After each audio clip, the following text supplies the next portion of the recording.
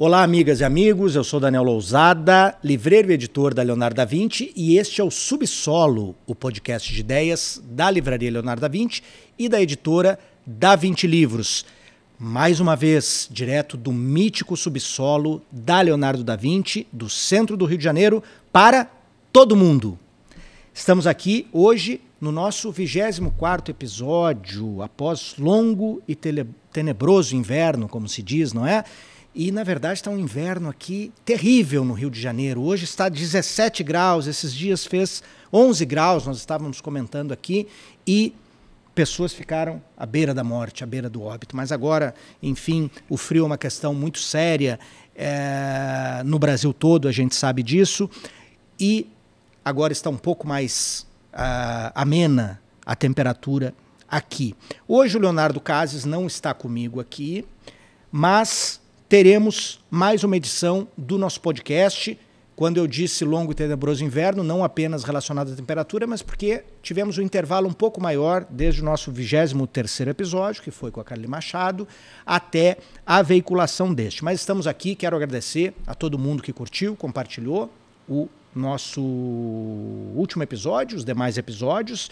Isso, como vocês sabem, nós sempre dizemos aqui, é muito importante para o nosso trabalho, para a nossa ação social, para a ação cultural da Leonardo da Vinci, que é na livraria, que é no nosso podcast, que é na nossa editora. Enfim, esse prestígio, esse apoio é fundamental para a continuidade do nosso trabalho. E se você quer apoiar de uma maneira militante, se você acha que o nosso trabalho de fato tem importância, se você vê sentido no nosso trabalho, nos apoie.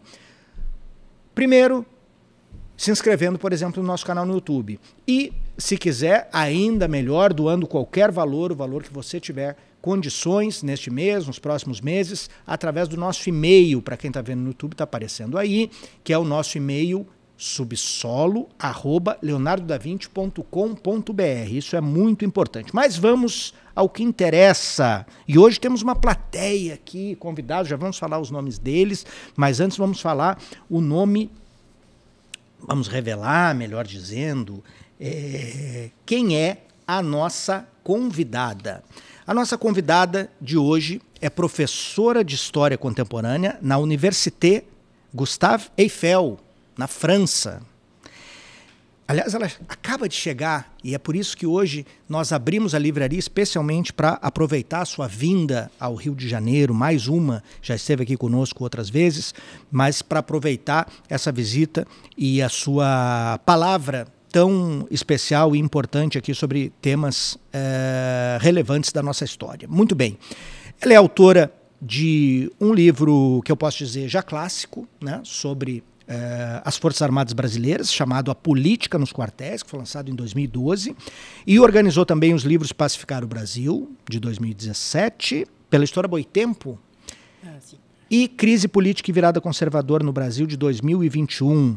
Dirigiu também o projeto de preservação e compilação das cartas enviadas ao presidente Lula na prisão, durante o seu período de prisão em Curitiba, resultando no livro Querido Lula, também da Boitempo, editado em 2022. Agora, ela lança, junto com Mariana Joffeli, um livro muito importante, do qual nós já vamos falar.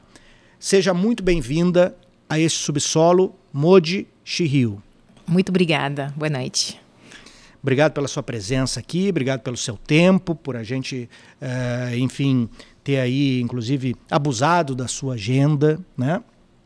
Mas não queríamos perder a oportunidade de falar sobre esse livro. Este livro que está aqui, Torturadores.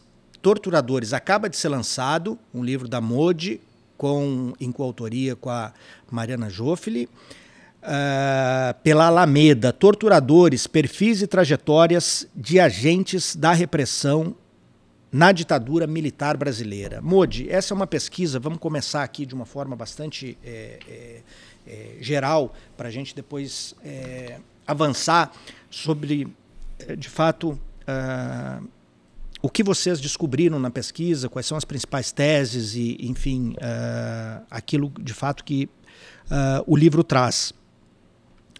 Qual é a principal contribuição, você entende, do livro Torturadores para recuperação né?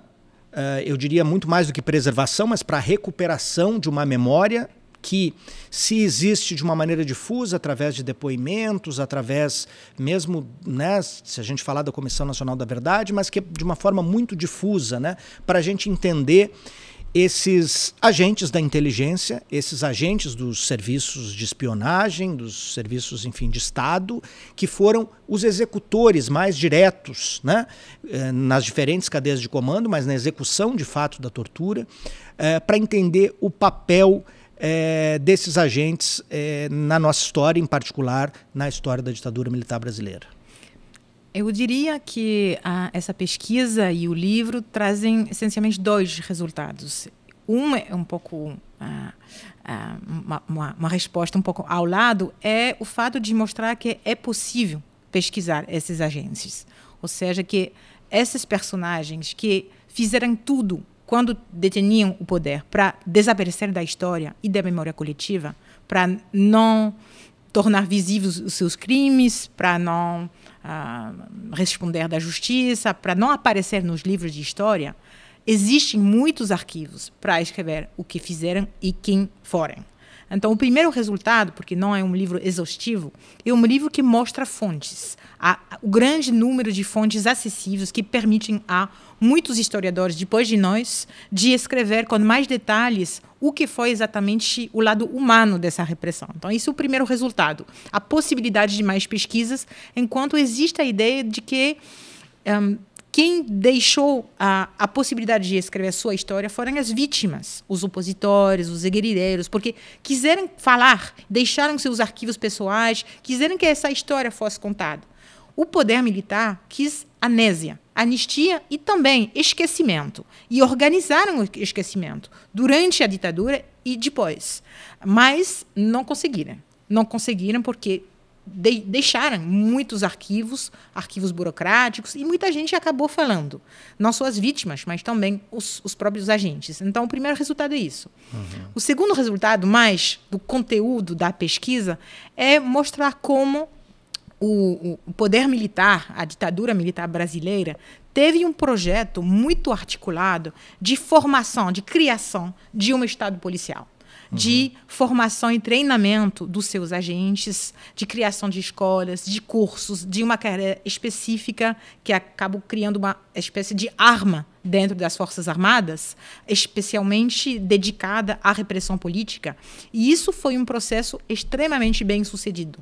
Ou seja, parte da eficiência da repressão no Brasil, o fato da guerrilha urbana ter sido derrotada em 3 anos e a guerrilha rural no Araguaia com mais dificuldade, um pouco mais demorada, mas no final foi um Estado repressivo muito eficiente, e tão eficiente que ficou sobredimensionado, porque derrotou a oposição rápido demais e depois virou uma inspiração para os países da região e um espaço de centros de formação para muitos outros agentes repressivos de países latino-americanos. Ou seja, então, o que mostra a nossa pesquisa é como a ditadura teve a criação de um aparelho repressivo e de agentes formados como uma das suas políticas centrais. E foi bem sucedida nessa operação.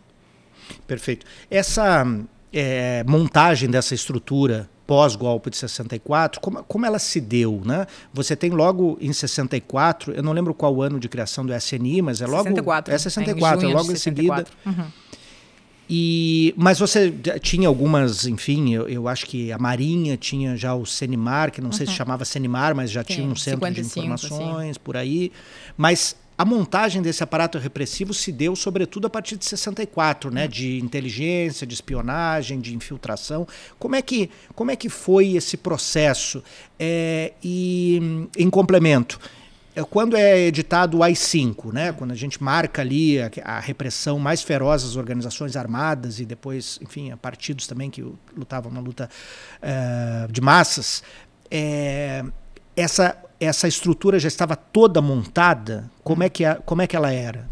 Bem, então, o esforço de vigilância sobre a população, em particular dentro das Forças Armadas, mas não só, começa antes do golpe. Desde os anos 50 tem anticomunismo de Estado, uma obsessão pelos perigos de subversão internos que leva à criação de sistemas anteriores ao SNI, mas que já tinham a ambição de uma espionagem interna muito divulgada. Tem a criação do CENIMAR, de fato, um serviço de informação da Marinha, que já tem competência muito além de que tem a ver com a Marinha. É um serviço que tem disposição em vigiar toda a sociedade. E o que vai produzir o golpe é a sistematização desse desejo de vigilância, ou seja, de uma espionagem interna que vai também ser a cargo do Exército, da Força Aérea e também da presidência, pelo SNI, que depende diretamente da presidência da República, que vai controlar todas as agências de informação que vão aparecer nos ministérios, nas empresas públicas, etc. Então, tem essa fase de vigilância, porque na época tem que lembrar que não tem guerrilha no país, não tem movimentos armados, pouquíssimos. A estratégia da esquerda é de legalismo. O que vai levar a esquerda a uma estratégia, a via das armas, é o próprio golpe. E mais que isso, é a radicalização do regime militar. Ou seja, os militares começam pela sistematização da vigilância, mas não pela criação de corpos de repressão, especificamente. Mas tem isso no horizonte. E começam a criar escolas para formar, essencialmente militares, a guerra contra-subversiva, a guerra psicológica, mas vai ser feito de maneira um pouco anárquica. Ou seja, o exército cria uma sua escola, a Força Aérea aposta na Escola das Américas, manda oficiais para a Escola das Américas, e um pouco anárquico, e sobretudo, anárquico não no sentido político, mas no sentido de desorganizado, porque os diversos órgãos, diversas forças civis, militares, etc., tem a sua própria estratégia de formação de quadros, de formação de agentes, que tem como consequência que, quando finalmente, em 68, existe um enfrentamento interno no Estado com o parlamento, que vai levar ao fechamento do regime com o ato ministerial número 5 e que abre os anos de chumbo, com um aumento da repressão e o aumento dos movimentos armados, falta pessoal.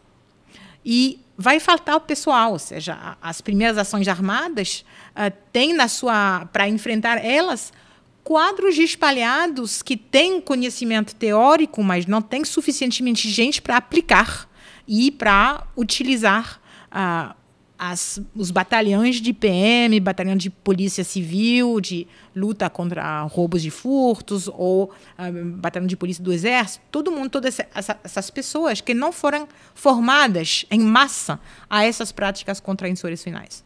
Ou seja, a partir de 68, vai ter que inventar uma estratégia de emergência, que vai ser a OBAN, que vai ser uma organização que junta civis e militares para lutar contra a esquerda armada em São Paulo, e que vai ser o modelo dos dois COD que vão aparecer também em 69, 70, 71.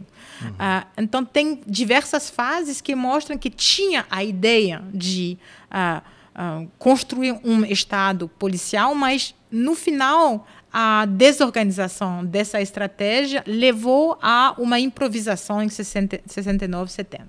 Improvisação que, apesar de tudo, tinha alguns quadros muito bem formados, porque formou quadros no Exército que tinham sido formados teoricamente com a doutrina contra-insurrecional francesa, que alguns da aeronáutica foram enviados no Canal do Panamá. E então tinha gente suficientemente formados para ser os chefes, ser os comandantes de batalhões e permitir que essa improvisação de 69 funcione. Mas foi, em parte, evolutiva, houve muito turnover nas direções dos DOI-CODE, por exemplo, que se colocou gente nova demais, que não conseguiu, e teve que recrutar muitos policiais, muitos PMs, que sabiam mais o trabalho de rua do que os quadros bem formados teoricamente. Então, tem toda uma história a escrever para entender como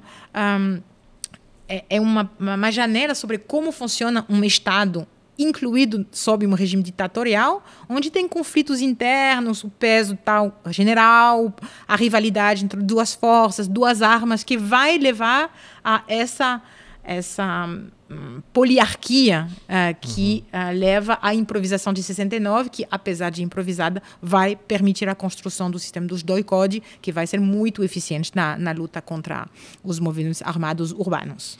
Agora, voltando um pouquinho, a base teórica, ideológica, né, dessa arquitetura é a doutrina de segurança nacional, é o anticomunismo, né? Se a gente voltar, enfim, na história brasileira, a gente vai chegar à década de 30, a gente vai chegar aos expurgos frequentes e recorrentes no Exército Brasileiro, desde Góes Monteiro, passando, enfim, pelo grande expurgo final aí de 64.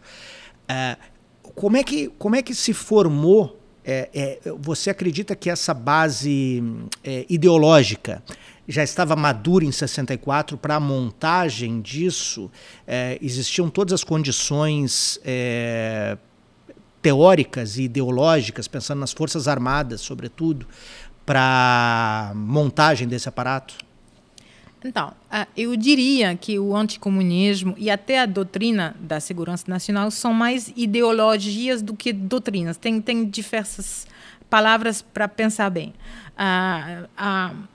O anticomunismo é uma ideologia central nas Forças Armadas brasileiras desde, ao menos, os anos 30. É um dos pilares da cultura política institucional dentro das Forças Armadas, que foi muito alimentada pela manutenção viva da memória da intentona, da repressão e de como, neste momento, as Forças Armadas, em particular o Exército, foram os últimos defensores da nação da pátria, contra o seu inimigo principal e eterno, que é o comunismo. Isso é realmente um dos elementos das representações, dos imaginários militares, que nunca vai realmente desaparecer entre os anos 30 e 64. E, obviamente, como você sabe, a Guerra Fria, a Revolução Cubana, os movimentos sociais no Brasil, o trabalhismo, o governo Goulart, vão ser eventos que reativam e mobilizam esses imaginários anticomunistas até que sejam suficientes para justificar atos políticos e o fato de novo, sair do apolitismo, que era, teoricamente, a posição das Forças Armadas. A doutrina de segurança nacional, e ainda outra coisa, na verdade, é mais uma doutrina do Estado, uma teoria do Estado, do que uma doutrina militar. É uma teoria que tem como pressuposto que existe um estado de guerra permanente, devido à Guerra Fria, entre o mundo livre e o comunismo, que necessita que a íntegra do Estado e da sociedade mudem de organização para enfrentar uma situação de guerra. Que já existe uma situação de guerra, porque o comunismo está em guerra contra as sociedades ocidentais. E isso implica o fato de integrar os militares na política de Estado, mas o fato de controlar mais a economia, de vigiar mais a população, ou seja, é uma coisa que vai muito além da repressão. É uma maneira de pensar como os sistemas políticos têm que funcionar e a sociedade tem que funcionar. E isso já estava, o anticomunismo, de maneira muito antiga, extremamente divulgada, em particular no oficialato. Não era a mesma coisa nos praças, ao contrário, os sargentos e os suboficiais eram muito menos impregnados de anticomunismo, debatia com outros imaginários de desejo de reforma social, etc.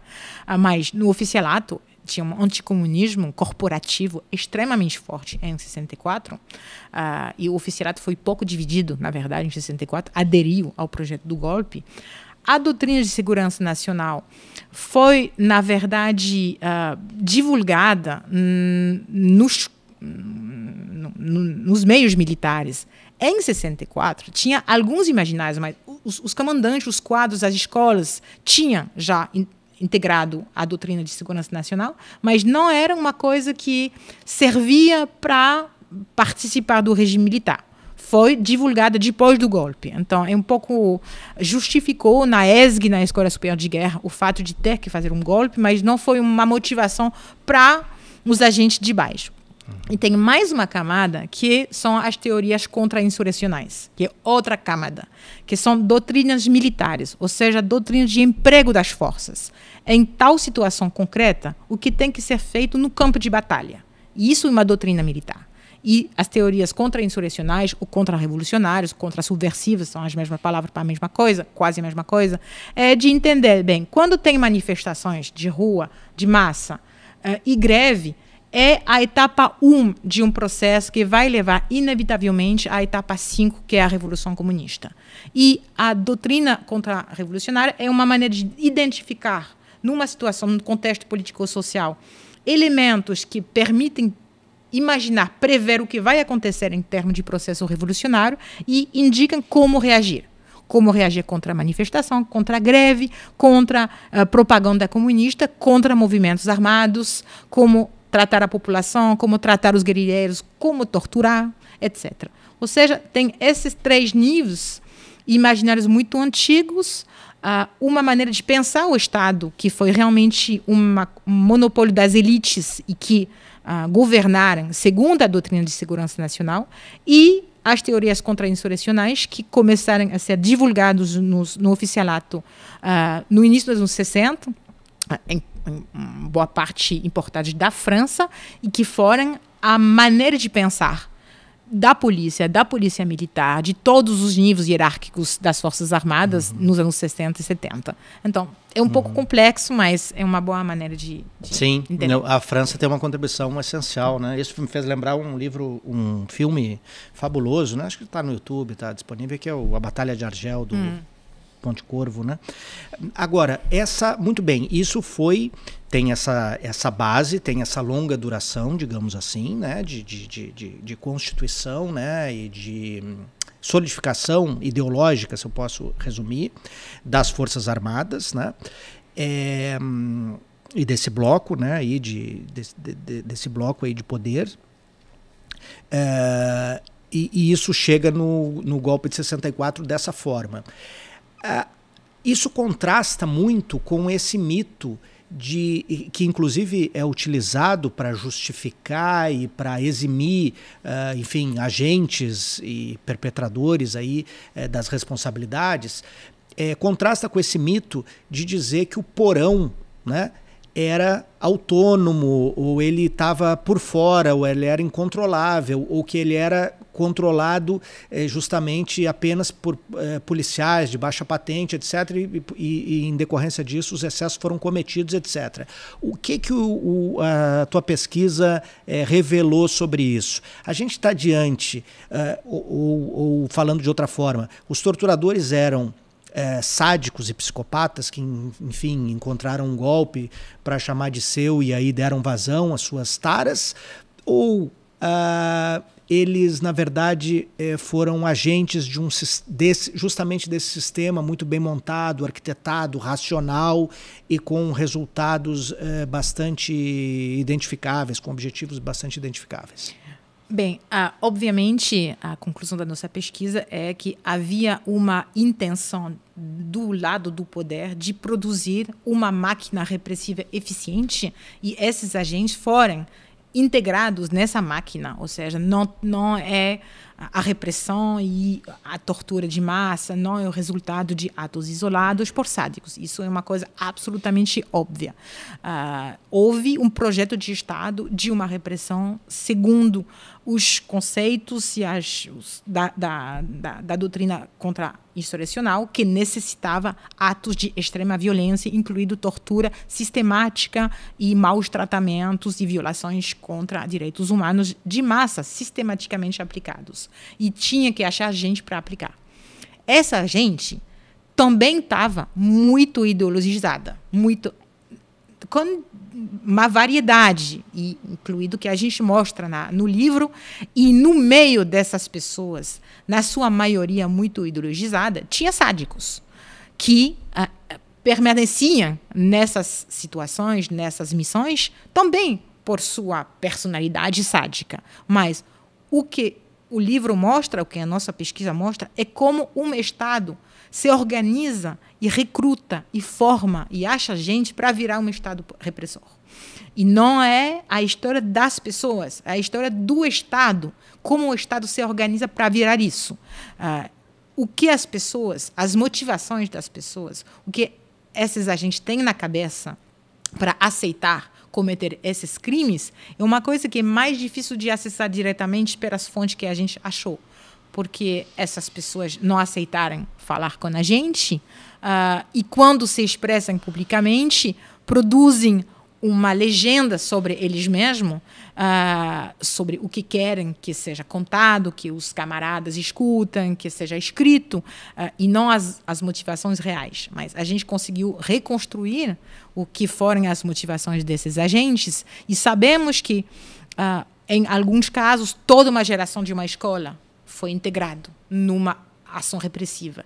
Então, podemos supor que nessa geração inteira tem uma variedade de motivações, tem pessoas mais ou menos convencidas, tem pessoas que devem se sentir obrigados e outros não. Sabemos isso e também sabemos que quando um agente permanece da sua própria vontade no DOI-CODE, nas operações mais repressivas, quando está sendo elogiado pelo radicalismo e a coragem em tal operação, sabemos que essa pessoa é muito voluntária.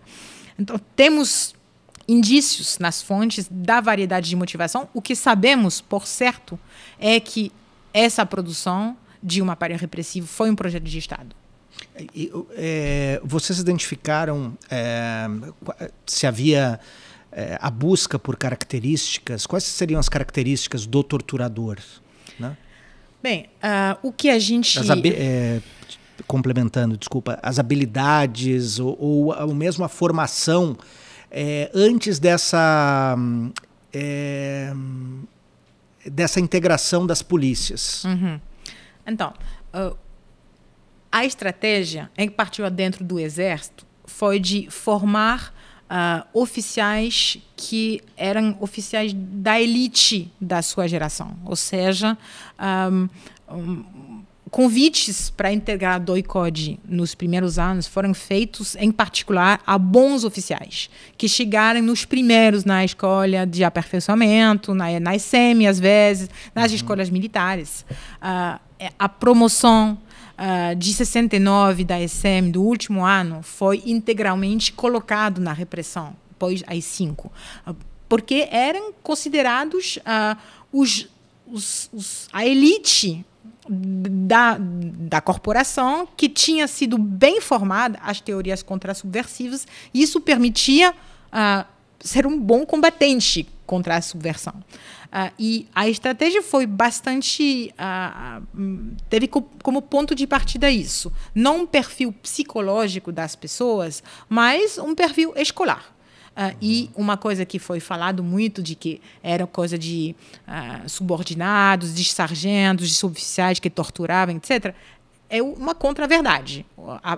O projeto foi, ao contrário, colocar oficiais bem formados na chefia não só dos órgãos, mas da seção, das subseções, que muitas vezes também estavam envolvidos nas torturas, que eram considerados um trabalho intelectual, de uma certa maneira. Tinha que saber quando agir, torturar, fazer as perguntas certas para extrair um material de informação que ia ser analisado na sessão de análise.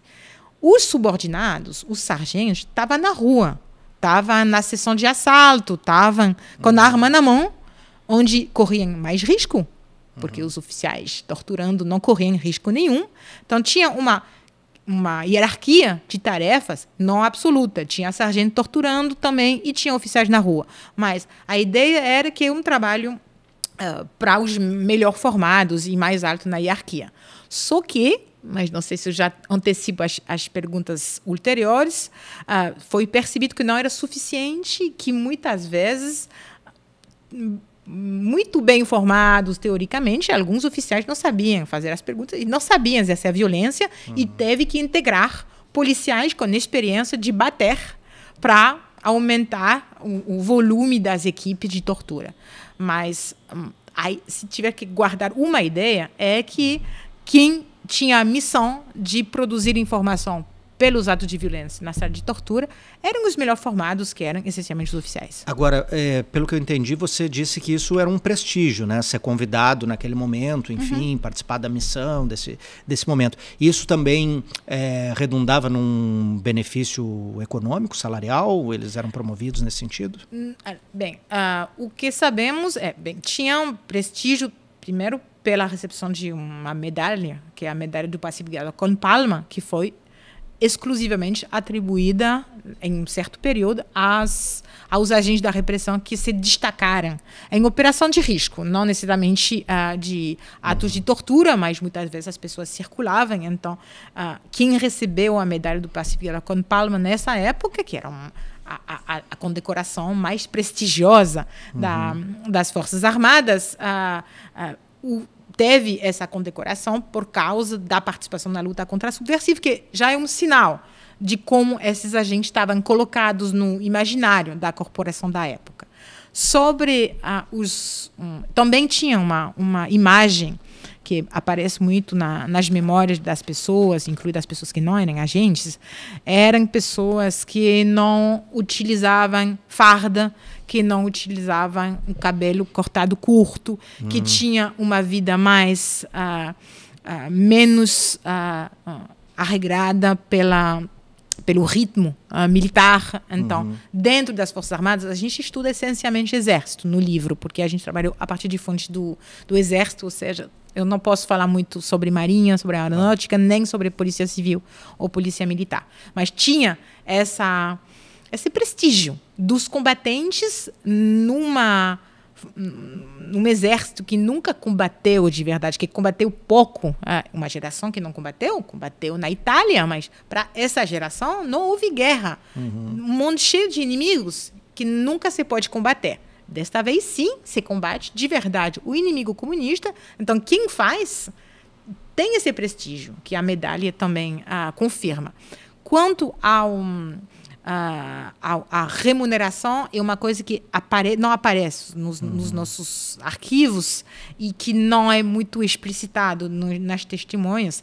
Sabemos que esses homens tiveram carreiras que não foram impactadas pela participação na repressão, ou, ao contrário, que tiveram aceleradas pelo fato de ter participado na repressão e que chegaram no generalato, às vezes, e que não perderem oportunidades pelo fato de não ter conseguido cursar ESAO na hora certa, ESEM na hora certa. No final, foram recuperados e tiveram carreiras inteiras em órgãos repressivos, depois passando para órgãos mais federais e terminando no SNI muitas vezes. Ou seja, carreiras bonitas que não sofreram. Até depois da transição democrática, muita gente foi reintegrado como instrutor de academia de polícia, trabalhando no setor de segurança pública dos estados. Ou seja, são pessoas que se aposentaram tranquilamente, não só sem ameaça judicial, sem exposição dos seus nomes e sem problema na carreira e na aposentadoria. Agora, esses torturadores, quando você fala desse auto-oficialato, né, você tem, eu acho que começando pelo caso do Ustra, né, o mais célebre, ele é chefe do DOI-CODE, mas ele torturava, ele não ficava apenas no planejamento, ele, enfim, torturava os presos e era muito ativo nesse sentido, né, celebremente, tristemente célebre, né. Eu acho que tem um outro caso do oficial que coordenava a Casa da Morte, também. Tem o Paulo Malhães. Sim. E tinha o Etchegoyen, não? O Etchegoyen, sim. Né? Que não coordenava, mas sim, mas que atuava presente, também. Atuava também. Então você tinha essa característica que você ressaltou muito bem, que é interessante, né? Que enfim, está relacionado ao que a gente estava falando antes. Daquela ideia, né, que se procurou e que se falou durante algum tempo de que era praticamente o policial entrante, ali, o soldado que estava fazendo esse serviço. Não, né? Não, é o contrário. É o contrário. Deve ter alguns oficiais que permanecerem em função de chefia sem torturar diretamente, mas temos tantos exemplos de pessoas que comprovadamente torturaram, e ao contrário, por exemplo, o Paulo Malhes, que era um oficial com uma formação complexa, importante, que foi um pilar do CIE, do Centro de Informações do Exército, assumia funções braçais na repressão, na tortura, mas ele explica na Comissão da Verdade, porque foi um dos únicos que testemunhou, aceitou testemunhar e foi assassinado um mês depois do último testemunho, explica que ele, num certo momento, integrou as técnicas de tortura psicológicas, que a gente sabe que provinham em boa parte da Inglaterra, que tinha aplicado nas colônias, que aplicou contra os irlandeses, contra os independentes irlandeses. Tem um livro do João Roberto Martins Filho que fala sobre isso, e que aprendeu a torturar melhor, ou seja, sem marca, sem sangue, com mais eficiência, e que, depois desse momento, ele não fala torturar, mas é muito claro no testemunho dele, que, depois desse momento, teve mais eficiência no trabalho de tortura pela integração. Ou seja, ele está se representando esses atos, esses crimes, como parte da sua competência de combatente. E, de fato, era assim que funcionava. Para que funcione a coleta de informação pela violência, tinha que integrar novas técnicas, a técnica de privação de sentidos, por exemplo, a geradeira, que vem da Inglaterra, o fato de colocar os presos em caixas, sem luz, com muito barulho, muito ruído, silêncio total, frio, calor, etc., é uma nova técnica que funciona extremamente bem, porque as pessoas viram loucas e, antes de virar loucas, falam. E isso era na época, no mundo, onde a parte dos saberes práticos do Exército, das Forças Armadas, eram essas coisas muito sujas, que, de fato, eram operacionadas por pessoas que eram elite da corporação. O Paulo Malhes contou na CNV que foi responsável de quebrar dentes de presos, em particular do Rubens Paiva, do deputado Rubens Paiva, para que o corpo não seja reconhecível. Ou seja, oficiais do Exército, formados, tenente-coronel na época, eu acho, eram quem quebrava dentes de cadáveres para esconder os corpos. Ou seja, não tinha essa repartição de oficiais fazendo coisas teóricas e de organização e o pequeno funcionário militar fazendo sujo. Não foi assim, porque se dava coisas de alta responsabilidade e que necessitavam um saber prático às pessoas melhor formadas, que eram os oficiais. Tem aquele torturador que hoje é pastor no Espírito Santo, escreveu um livro, Cláudio, né? Guerra. Cláudio Guerra, que narra bem isso, né? Como é que era esse processo de ocultação. Sim. O Cláudio Guerra fala muito como muitos dos arrependidos, que falam e que acham que o mais falam, e às vezes é um pouco difícil exatamente identificar o que, como ele encena a própria redenção, as coisas que fez, como tenta juntar maior proporção de pessoas possível na sua confissão. Então, essas testemunhas sempre têm um objetivo. Não são pessoas que têm como objetivo a escrita mais objetiva da história. Nunca. Mas ele explica como também circulava, como era enviado em regiões onde não era conhecido para assassinar pessoas, como se organizava. Ele mostra muito bem como era um agente de muito sangue frio, que matou um monte de gente, ou seja, ele tinha uma personalidade compatível com esses atos de extrema violência, mas que também servia muito bem o sistema, que era muito prático ter um Cláudio Guerra, porque podia ser enviado, ficava pouco tempo, conseguia se organizar, incluído no meio local, ou seja, dava para ver como o sistema conseguia explorar essas personalidades borderline, no sentido da tolerância à extrema violência, e depois as pessoas continuam a sua vida. Ele continua a sua vida, de fato, época, na conversão religiosa, etc. Agora, a própria figura do Malhães é muito interessante, né? E esse fim, né? Porque ele, na Comissão da Verdade, bom, ele teve uma formação, acho que você falou isso, assim, talvez fosse interessante explicitar, ele teve uma formação no exterior muito intensa, né? Eu acho que nos Estados Unidos, não sei se na Europa, na Argélia, se não estou enganado, enfim, mas ele teve em vários países justamente contra revolucionários, contra insurgentes, etc. Mas na Comissão da Verdade, ele tem muitos elementos, como você diz, mas ao mesmo tempo nega a responsabilidade, né? Que me parece, esse foi a tônica geral desses que falaram, seja na Comissão da Verdade, seja em outros depoimentos. O que se recolhe aí da tua pesquisa nesse sentido? Bem, tem um primeiro elemento que é muito importante de mostrar que a repressão durante a ditadura foi uma grande máquina com um projeto de Estado, um projeto ideologizado, etc. Bem, mas não deve levar a desresponsabilizar os agentes. Os crimes cometidos foram cometidos porque era um projeto de Estado. Isso não faz que cada pessoa que aceitou torturar, matar, esconder os corpos, não deve ser processado individualmente também. E isso é uma linha difícil, porque quando você considera que são atos individuais de pessoas que são sádicas, você permite a justiça individual também. É falso, historicamente. Mas quando você reduz o sistema a uma máquina com homens obedientes que não tinha nenhuma escolha a não ser obedecer a linha, que era a linha do poder, você desresponsabiliza individualmente os agentes.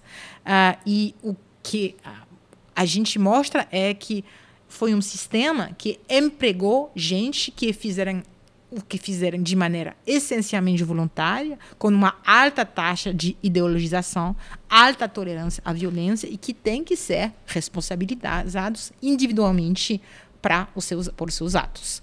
Mas o discurso desses homens é compreensível. O discurso de Ustra, quando ele faz um discurso inaugural antes de testemunhar, em maio de 2013, na UNB, ele fala, quem deveria estar aqui no meu lugar é o exército, porque eu só obedeci às ordens. É normal que eles tentem mobilizar essa defesa, porque, de fato, eles foram colocados nessas missões por ordens de comandantes ou até do próprio governo.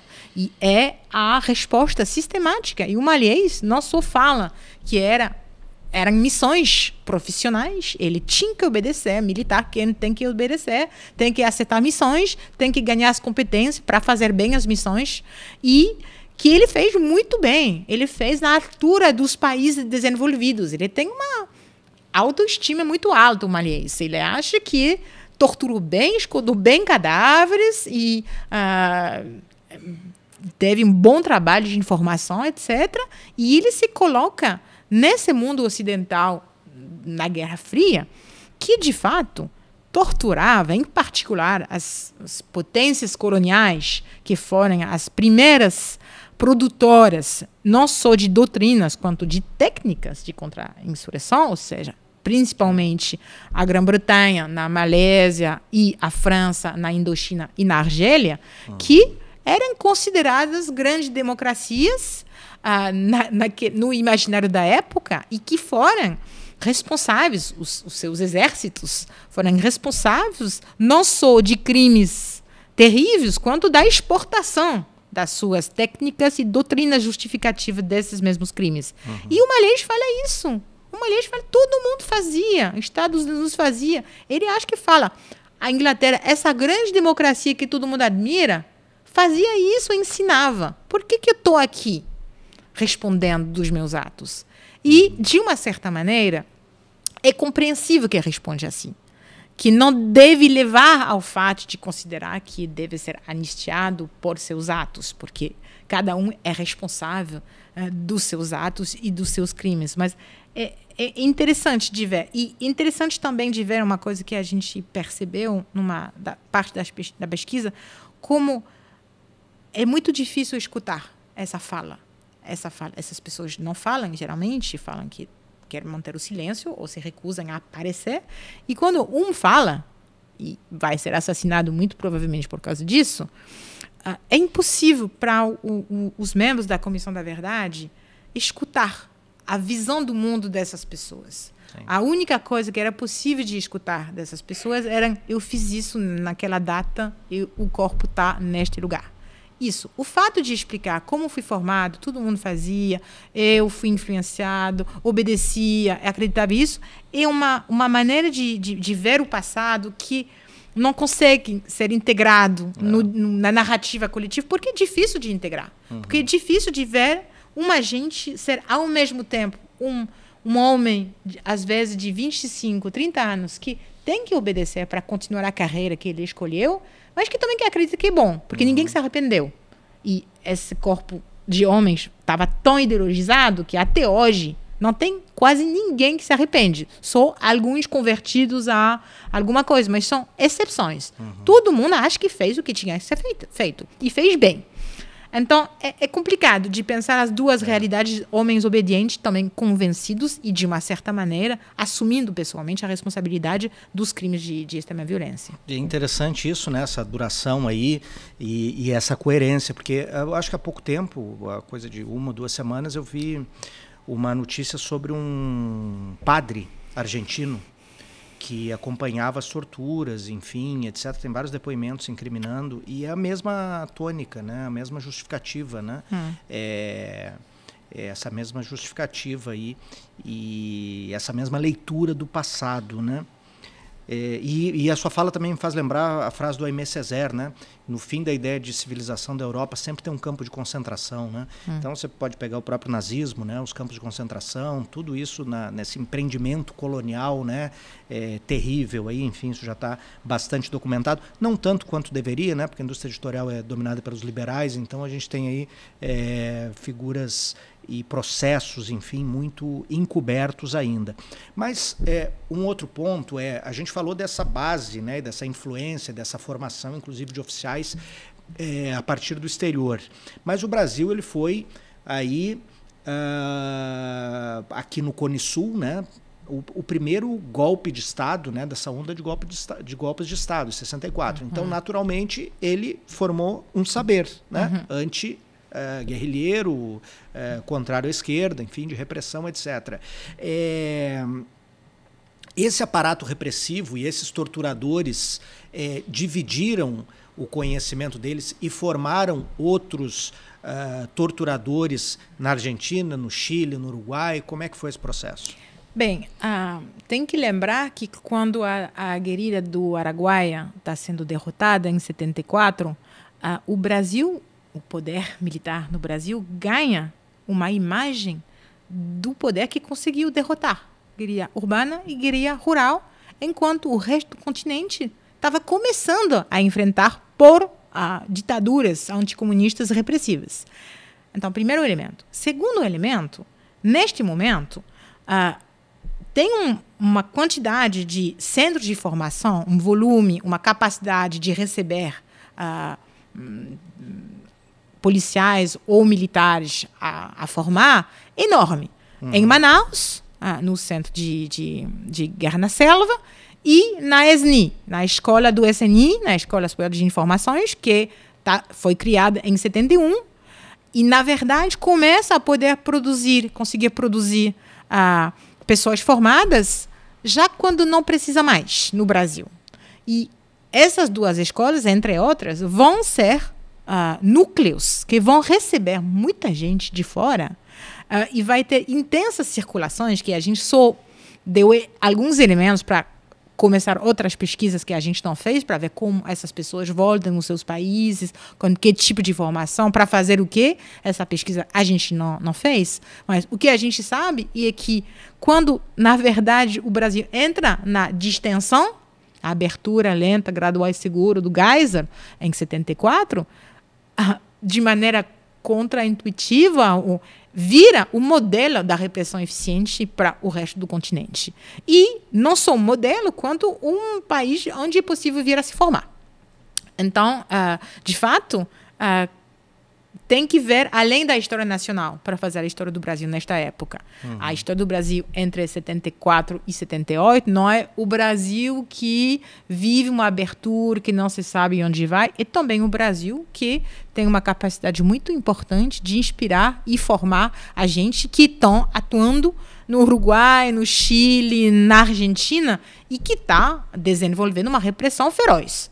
Então, esse é o processo que é uma coisa cronológica. Como você bem falou, o Brasil teve uma década para, de maneira um pouco desorganizada, conseguir formar um pessoal e uma máquina que deu certo, e deu certo. Ao contrário de todo mundo, ou seja, a França nunca deu certo. Os modelos deu errado na Indochina, deu errado na Argélia. Todo mundo, em todas as potências coloniais, finalmente acabam perdendo.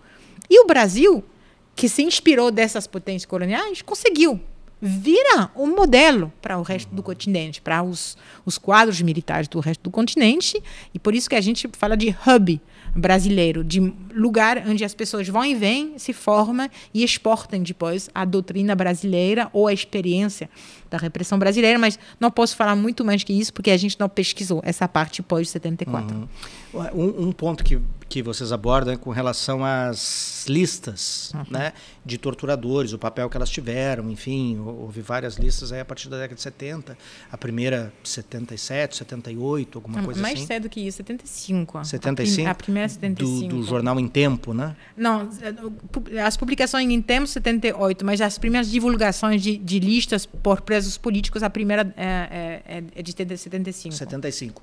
Esse papel, né, um papel importante que tem na divulgação, na denúncia, na própria concretização da existência, né? A gente teve agora recentemente, acho que isso está numa cena, enfim, bem retratado no Ainda Estou Aqui, né?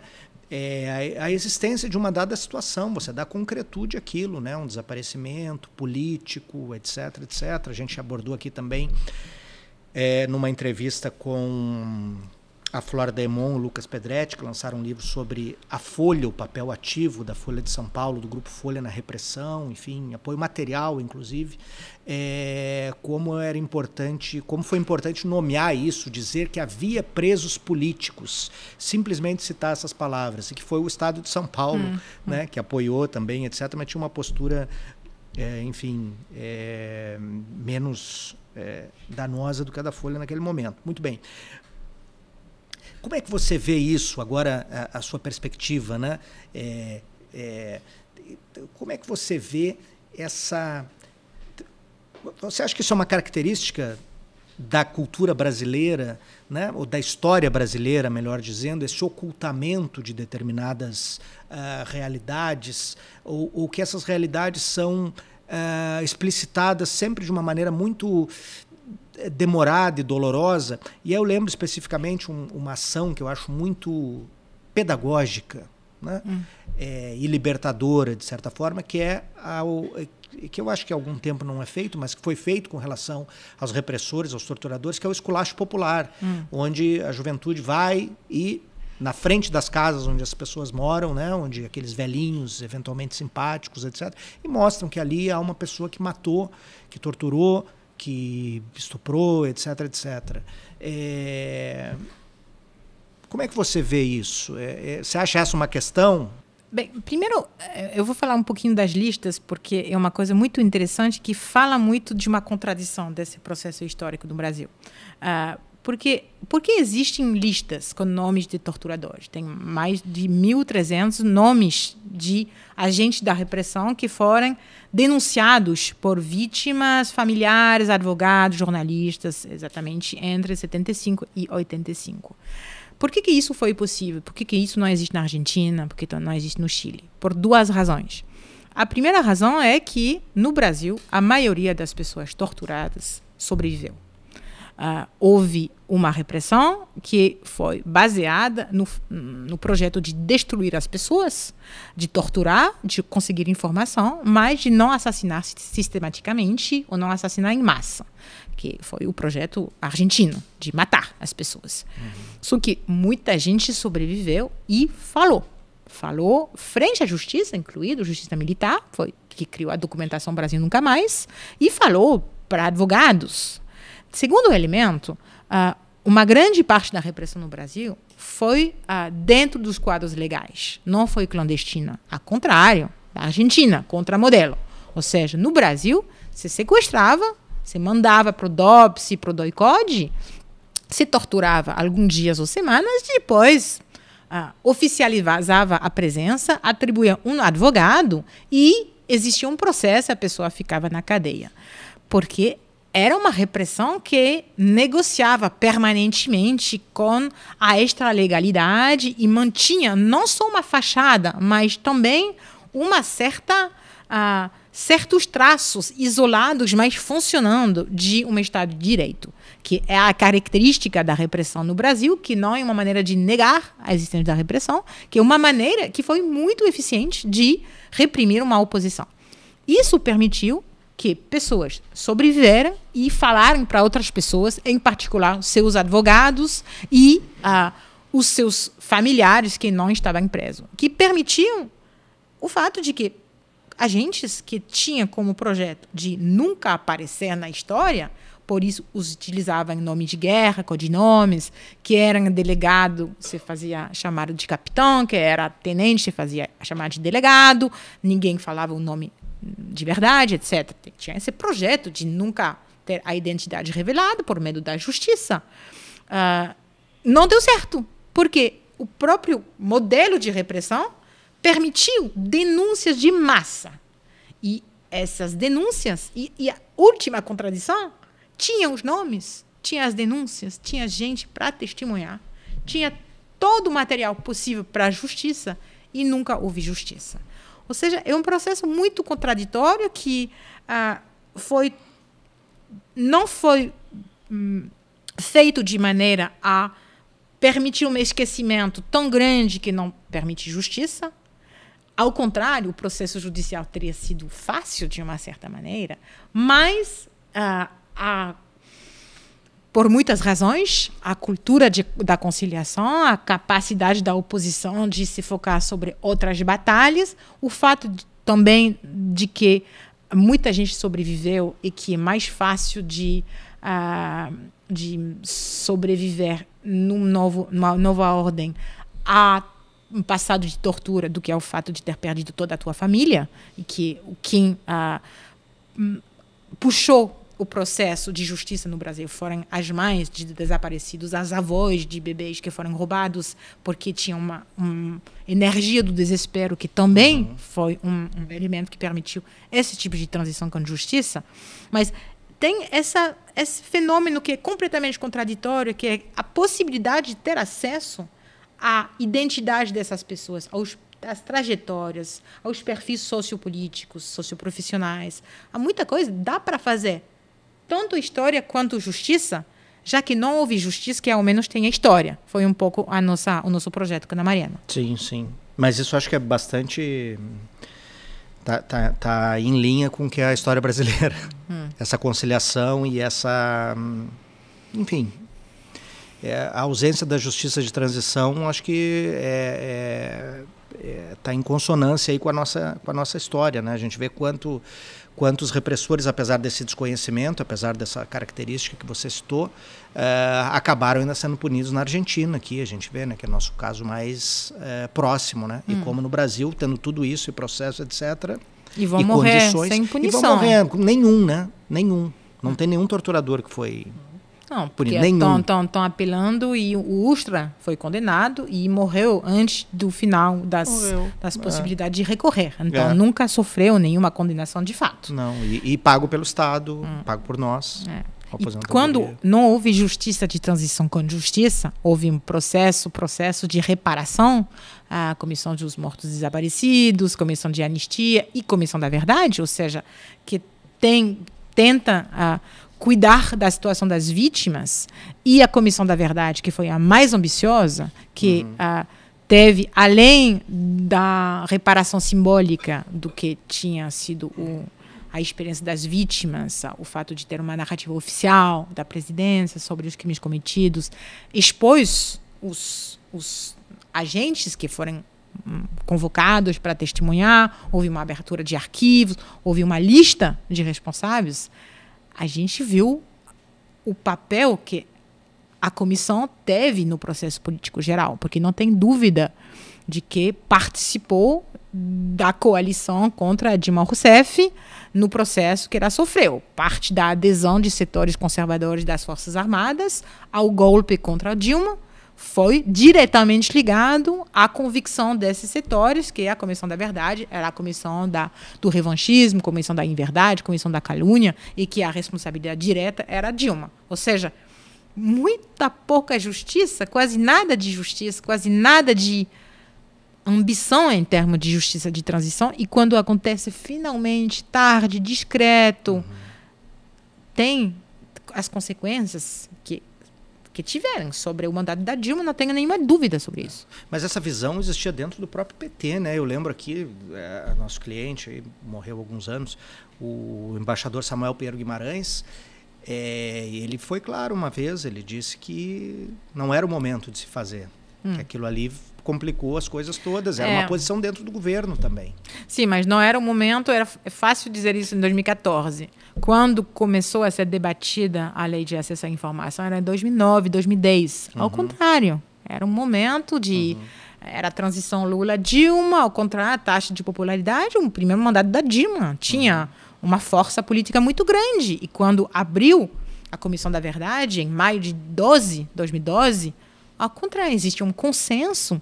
A única crítica era a modestia das ambições da comissão, que não tinha justiça, mas só que aconteceu o movimento de junho de 2013, a queda da popularidade, enfim. E, de fato, não era mais o bom momento, mas você não vai interromper uma comissão onde centenas, milhares de pessoas trabalham, nas comissões estaduais, etc., porque o clima político corre o risco de ser que essas comissões e seu discurso seja contraprodutivo, que de fato foi o caso. Em 2014, me lembro muito bem, finalzinho dos trabalhos da Comissão da Verdade, que encerrou seus trabalhos em dezembro de 2014, defender a Comissão da Verdade era defender o PT e a eleição da Dilma. E quem era contra o PT, ou seja, a metade da população, ou quase, tinha que considerar que a narrativa produzida pela Comissão da Verdade era uma coisa de esquerda, não uma coisa da república, da democracia. E isso foi uma coisa terrível, que criou as bases, ao meu ver, a uma certa leitura do passado que foi muito ativa no bolsonarismo. Isso começou em 2014, bem antes do Bolsonaro como figura política central. Já era uma figura política dentro do parlamento, em particular em relação à Comissão da Verdade. Mas o fato de que a polarização política de 2014 teve a leitura do passado da ditadura no seu meio, a partir dos trabalhos da Comissão da Verdade, foi uma tragédia, um evento imprevisto, um efeito perverso da história, que acho que não tinha como prever em 2010 e 2011. Isso é uma questão importante. Diretor, quanto tempo temos? Estamos aqui, uma pequena pausa, está muito boa a conversa. 1h05. Tá, só mais 2 horas de entrevista. Né? Todo mundo está dormindo aqui, espero que vocês não.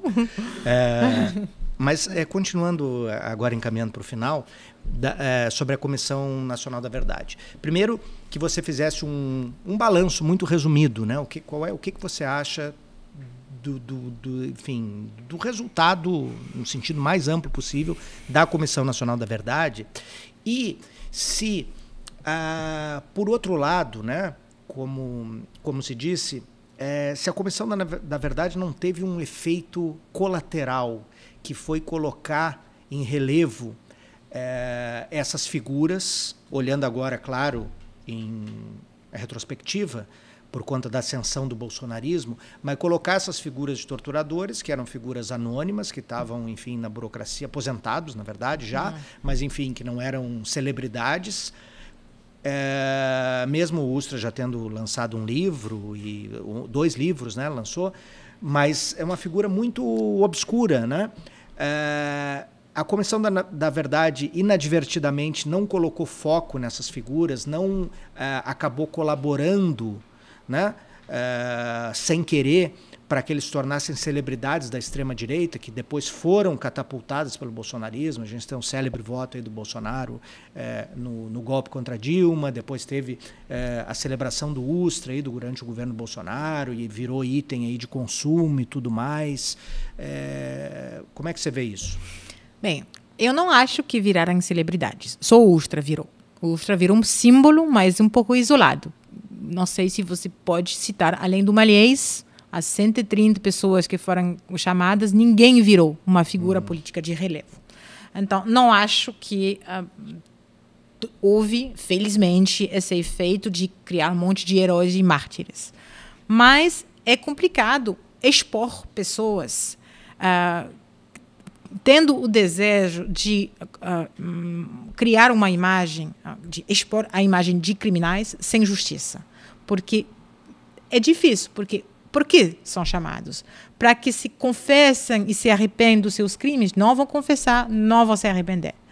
Quando explicam o que foi a trajetória de vida e tentam contribuir com justificativas que são deles ao que eles fizeram, não tem condições por parte da Comissão da Verdade de ouvir o que eles têm a fazer, porque tem sempre esse risco, esse medo de explicar, pode ser desculpar, pode ser justificar. Se uma pessoa explica que ele foi formado para fazer esse tipo de coisa, talvez vai levar o fato de que ele seja desculpado por seus atos e que o pessoal da comissão, de maneira completamente compreensível, pensavam, todos os advogados quase, já que não tem perspectiva de justiça, o MP estava fazendo o seu processo, mas não deu em nada, já que não vão ser julgados e condenados, não vamos oferecer a possibilidade de que sejam desculpados por suas próprias narrativas de legitimação. Ou seja, tinha uma coisa de testemunhas um pouco sem ponto. Para que serve? Eu não acho que a exposição foi suficiente para que essas pessoas individualmente participem do processo político ulterior. Até porque, quando você olha, até hoje, o número de visualizações no YouTube das falas, das audiências desses homens, são 300, 400. Não circulou.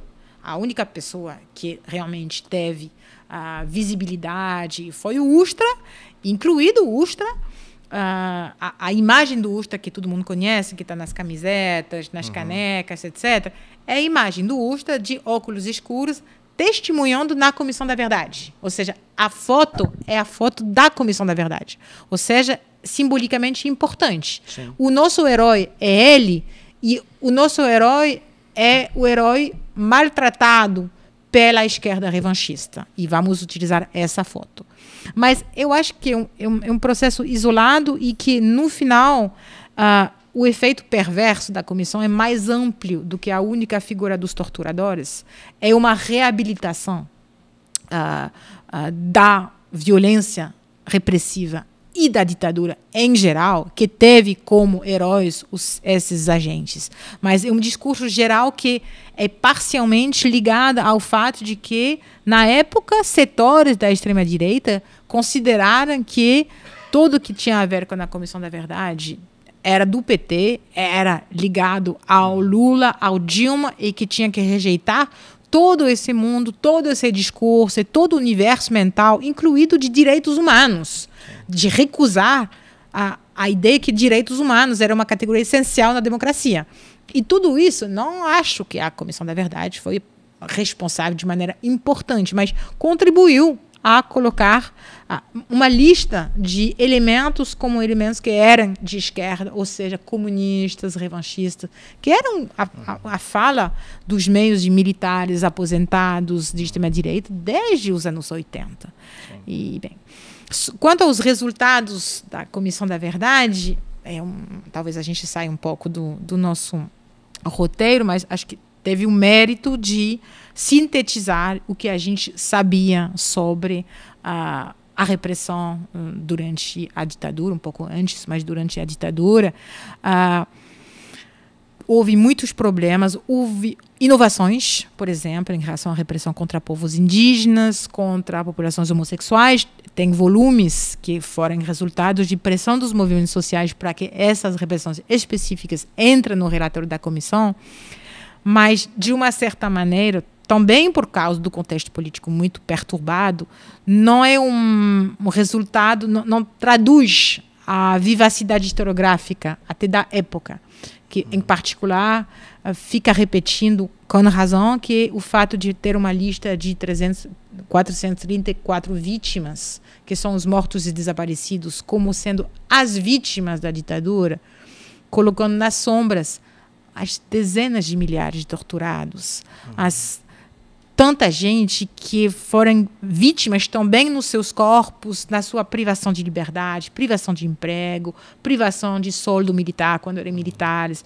Tudo isso são vítimas da ditadura militar, e acho que a narrativa da comissão, na verdade, ficou um pouco presa, não completamente, mas um pouco presa, com esse desejo de identificar as vítimas legítimas com os seus repressores legítimos, e não teve espaço, talvez não teve também espaço político para realmente renovar a maneira de pensar o que foi a repressão, que foi específica no Brasil pela diversidade de maneiras de atingir as pessoas. Não se matou tanta gente, não é por isso que não afetou muito a população.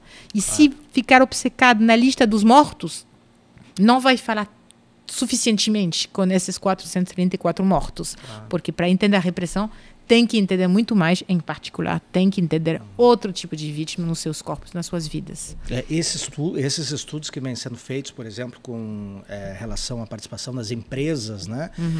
No interior das empresas mesmo, né? De repressão sindical, de repressão, enfim, de liberdades, de denúncia, de aparato repressor dentro das empresas, por exemplo, uma dessas frentes aí, quer dizer...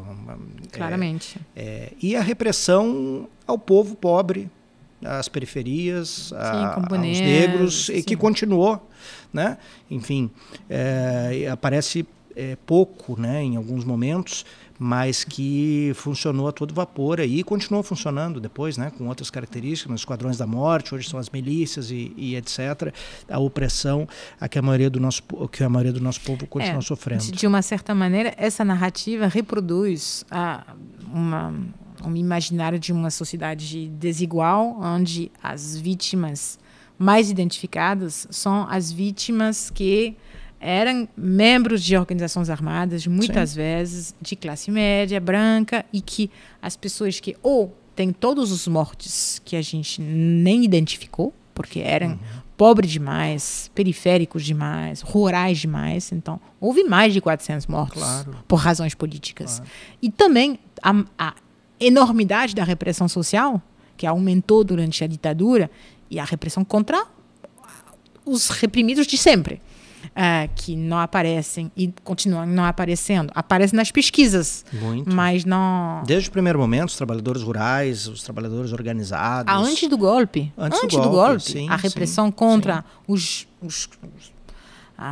trabalhos rurais em luta durante o governo Goulart foi violenta, com muitos mortos, de maneira não só privada, mas também apoiada por forças de polícia local. É terrível o que aconteceu na primeira parte dos anos 60. Sim, sem dúvida.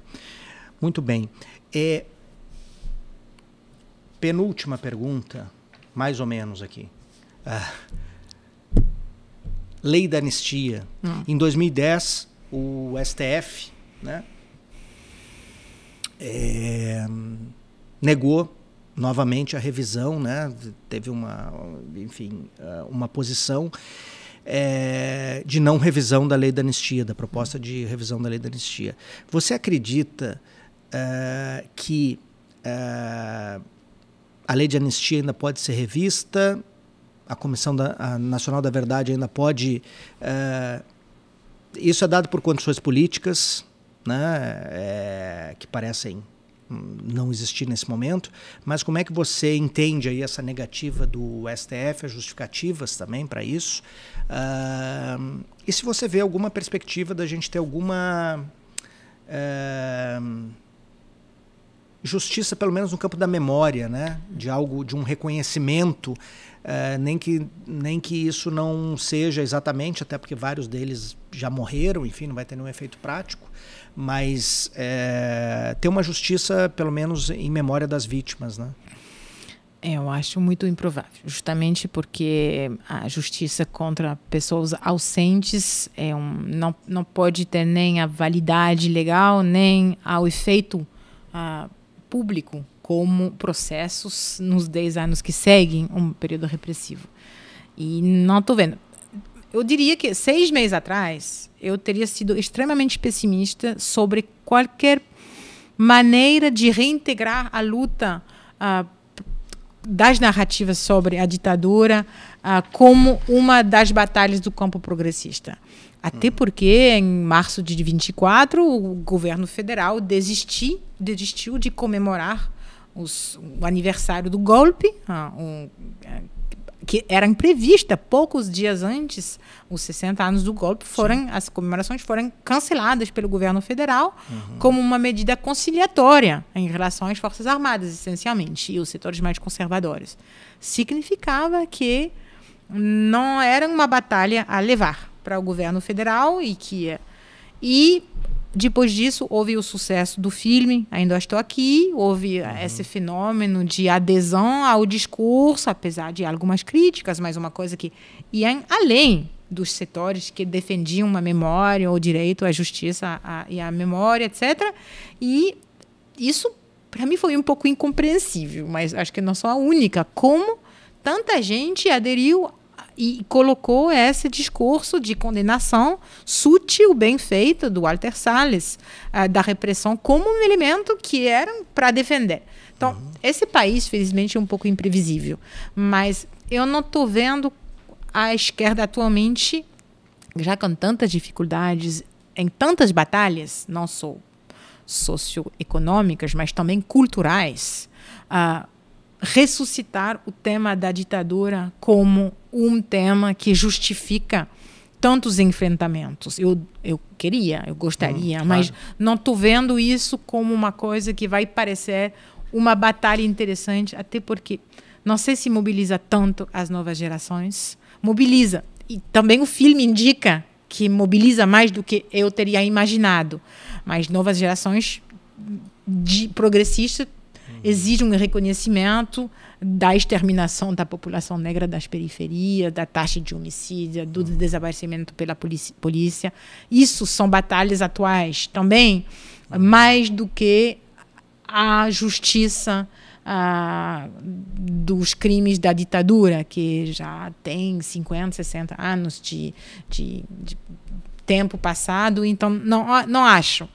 Acho que obviamente não é para parar de lutar a favor da justiça e de responsabilizar os sobreviventes no meio desses agentes, mas acho que tem que entrar numa perspectiva mais ampla de pensar o que sobrou da ditadura, em particular. Em que medida essa impunidade é a mesma impunidade de agora. Que o fato desses homens ter ficado impunes, ter virado instrutores de polícia nos anos 90, 2000, ter formado o BOP, a PM, a repressão dentro das comunidades. Isso que tem que ser entendido. Isso é não só um campo de pesquisa fundamental, como um elemento que tem que ser debatido com a população, que a informação venha de baixo, que tenha sentido político, mais do que continuar a mesma luta que não dá certo há 50 anos. De pensar como atualmente a sociedade brasileira, o Estado brasileiro é repressivo contra certos setores da população, que direitos humanos, para muita gente, não tem significado nenhum. Então, denunciar o fato de que, para a extrema-direita, os direitos humanos são uma categoria que permite desculpar os criminosos é importante, mas tem que ver também toda essa população para quem direitos humanos não faz muito sentido quando você não sabe se o seu filho vai voltar da escola ou pegar uma bala. Então, acho que, mais do que esse passado, o que continua desse passado, o que nunca desapareceu, o que existia antes, que nunca desapareceu, como a sociedade continua uma sociedade de uma extrema violência contra certas categorias mais pobres, mais racializadas. Isso deveria ser central no discurso da esquerda, utilizando o passado da ditadura como uma coisa que está cheia de ensinamentos, mas no meio de uma compreensão mais ampla da violência social ou racial. Essa é uma pauta política bastante óbvia, inclusive, né? Mas acho que não vai ser tocada por essa esquerda, não. Essa esquerda que está aí não vai, né? Mas talvez seja mais fácil a gente identificar não o que restou, né, da ditadura, mas o que não restou. Né? Que otimismo! As linhas de continuidade aqui da nossa sociedade são terríveis, né? Em relação ao conhecimento historiográfico, para a gente concluir, depois a gente só vai ter uma sessãozinha aqui, sobre o período da ditadura militar. O que você acha que te chama mais atenção, que mereceria ainda uma luz maior, uma pesquisa maior, que te chama atenção? E onde estão esses arquivos? E se esses arquivos estão acessíveis, se eles foram destruídos, quando fala, por exemplo, dos torturadores, depende muito dos depoimentos ou de alguém delatar, em algum momento você falou. Enfim, qual a chave para isso, não no campo da justiça, mas no campo do conhecimento histórico? Sobre a repressão, sobre os agentes sobre da repressão. Sobre a repressão. Bem, como a gente explica na introdução, a massa de documentos que dá para utilizar para estudar esses agentes é tão fenomenal que duas pessoas não tinham como dar conta. Então, a gente escreveu um capítulo sobre aspectos de formação, do Código de São Paulo, do Rio. A gente entrou por entradas pequenas, o tal personagem, e a massa da documentação, em particular as folhas de alterações, que são disponíveis parcialmente no Arquivo do Exército, no Rio, e no Arquivo Nacional, em Brasília, ainda são muito parcialmente estudados, utilizados nesse livro. Então, é uma massa documentária que permite mais sistematismo, e seria importante que novas gerações estudem mais, desenvolvem, completem, corrigem o nosso trabalho. Eu acho que deveria conversar com os sobreviventes, suas famílias, suas descendentes dos agentes. Acho que, como se mostrou nas guerras coloniais, por exemplo, conversar com a parte da repressão é absolutamente fundamental para entender um monte de coisas, e pessoas com menos exposição do que a gente deveriam tentar ver se é possível conseguir reconstruir memórias familiares ou das pessoas sobreviventes sobre o que aconteceu.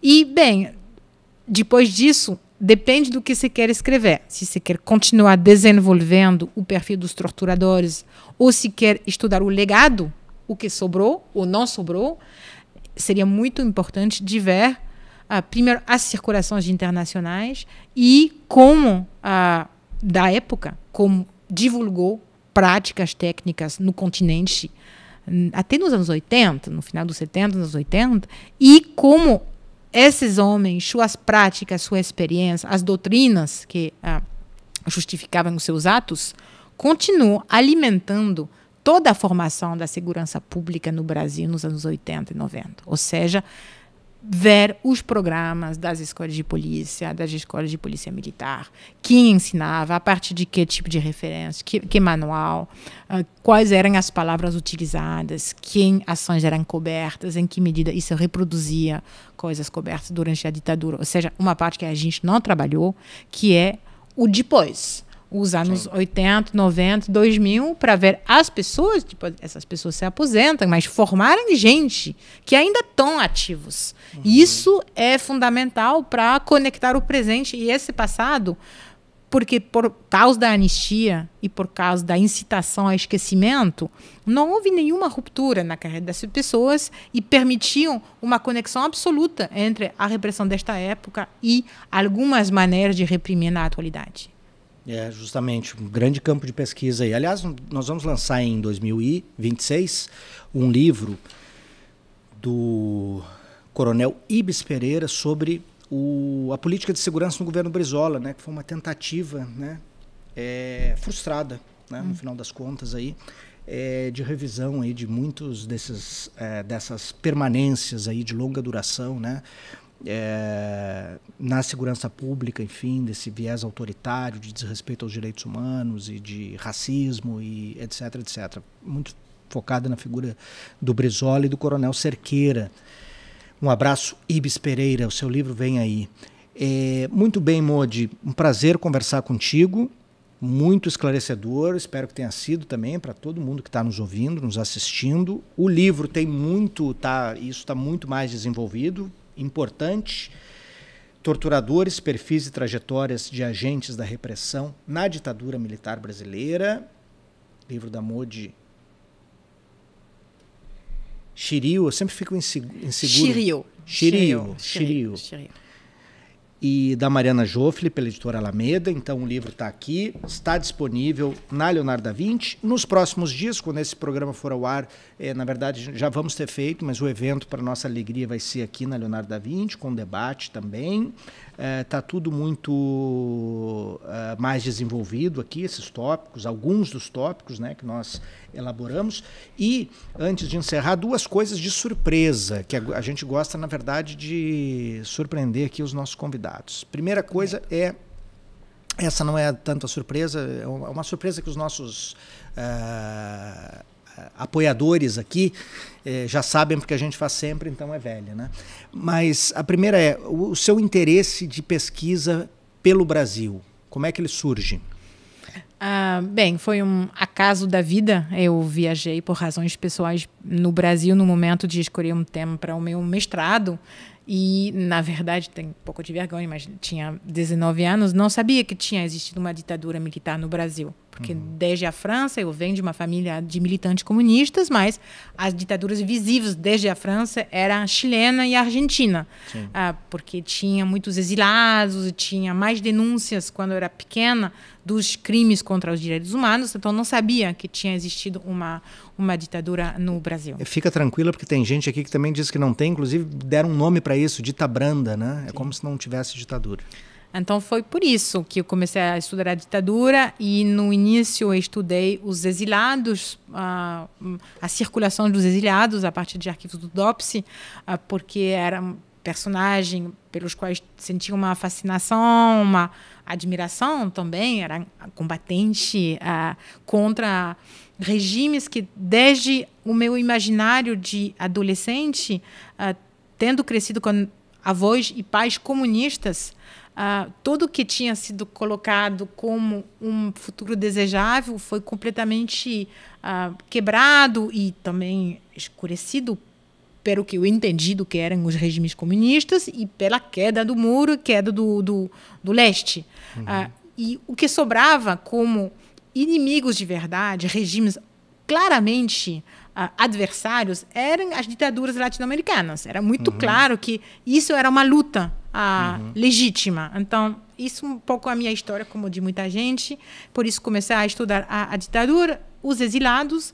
E durante o mestrado, eu percebi que estudar um personagem pelos quais tem admiração é muito difícil. Objetivizar, identificar possíveis mentiras, contradições entre seus arquivos, testemunhas, é muito complicado. Exilados na França. Exilados, na verdade, em diversos países. Eu estudei circulações de exilados. E, por isso, escolhi estudar, e até hoje são os meus objetivos de pesquisa, pessoas que são muito distantes de mim, homens militares de extrema-direita ou agentes da repressão, e que não é por isso que eu quero escrever uma história contra eles, mas não tenho problemas em colocar eles como objetos. Não tenho reticência e eu posso colocar eles no seu lugar na história, até de uma maneira que eu acho que é necessário ter um certo nível de compreensão, no sentido do Weber, ou seja, abraçar toda a história desses homens sem que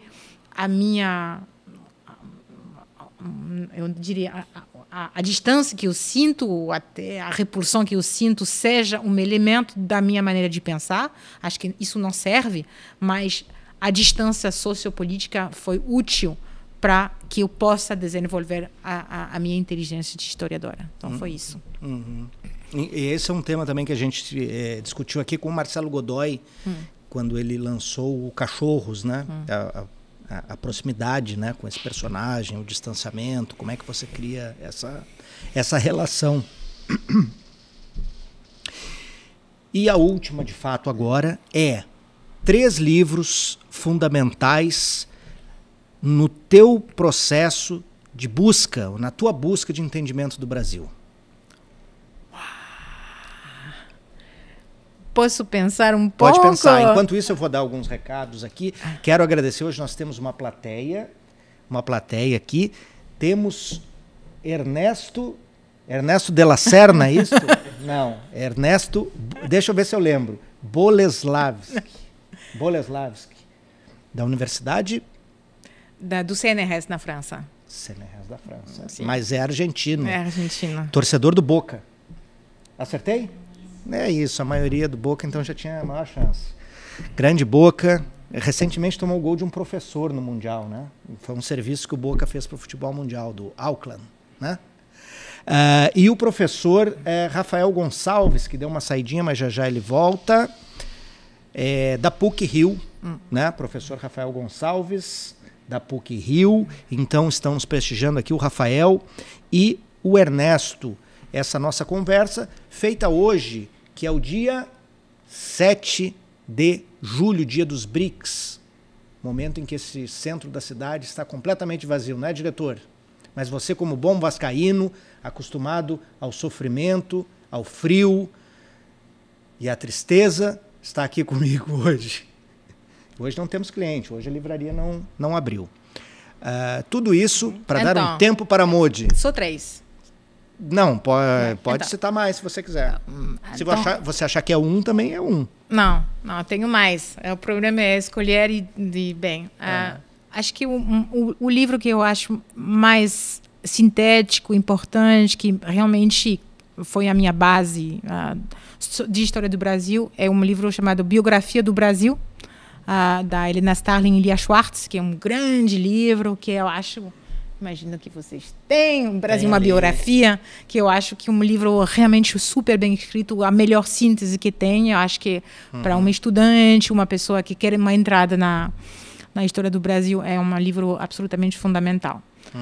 Tem muitos livros que eu li que me marcaram sobre o centro do século XX, da era Vargas, no sentido amplo dos anos 30, 60, mas se eu escolhendo eu diria um Nordeste em São Paulo, não sei se é do Paulo Fontes, que conta a história dos migrantes nordestinos em São Paulo, de sua politização e permite repensar a partir de baixo da história social tudo que foi a herança dessa fase do Vargas e da cultura dos direitos e o que isso produziu estudado por baixo. É um livro muito importante. Não lembro se ele está com a edição agora. Nordeste em São Paulo. Acho que Nordeste em São Paulo, que me ajuda, ninguém me ajuda aqui, mas acho que é isso. E um livro que eu vou arranhar todos os títulos, mas um livro que fala da campanha da abolição, que é Flores e Balas, da Ângela Alonso. Votos, Flores e Balas. Eu não sei qual é a ordem. Votos, Flores e Balas, da Ângela Alonso. E que eu acho que esse é clássico. Sim, clássico também. Em algum lugar aí. Enfim, não sei. Votos, Flores e Balas. Sim. Que eu acho um livro absolutamente excelente, que combina a história política, a história social, história que permite pensar diferentemente de maneira sintética todo esse processo da Ângela Alonso. Tem muitos outros também. E tem todo que escreveu a Ângela de Castro Gomes, que foi a minha formação inicial sobre o século XX, incluído até a Nova República. Obviamente, os seus trabalhos sobre o trabalhismo, sobre o Vargas, mas também até a atualidade. Tem um livro que acho que eu ganhei quando cheguei no Brasil da primeira vez, que se chama um livro ilustrado, A República no Brasil, publicado em 2000, que é um livro de síntese coletivo absolutamente fundamental, já velho, mas que foi uma obra onde tem toda a inteligência dessa grande historiadora que também me marcou muito. Excelente. Excelente, Modi. Agradeço muito a tua presença, a tua vinda aqui, a disponibilidade do teu tempo, mais uma vez, neste feriado de BRICS. Acesse, curta, prestigie, apoie o Subsolo. Estamos no nosso site da livraria leonardodavinci.com.br e da editora davincilivros.com.br, onde você pode verificar os nossos 12 títulos até aqui, enfim, todo o nosso catálogo. Estamos no YouTube e em todas essas corporações que dominam o nosso cotidiano aí, onde os áudios são distribuídos e nós ganhamos uma pequena parcela pelo acesso deles. Então, também estamos submetidos a isso, né? É isso. Subsolo 24, com Modi e o livro Torturadores. Comprem. Já ia esquecendo, o livro, vocês sabem, tem 10% de desconto no nosso site leonardodavinci.com.br. Não é tanto desconto como tem nas grandes corporações, mas esse é de coração. O outro é só para você comprar outro produto. Então, apelo moral. Compre o livro na Leonardo da Vinci. Muito obrigado. Obrigada a você, obrigada ao Subsolo. Muito obrigado a vocês também. Obrigado ao meu diretor, Vasco Sempre, e até o próximo Subsolo daqui a 14 dias ou mais.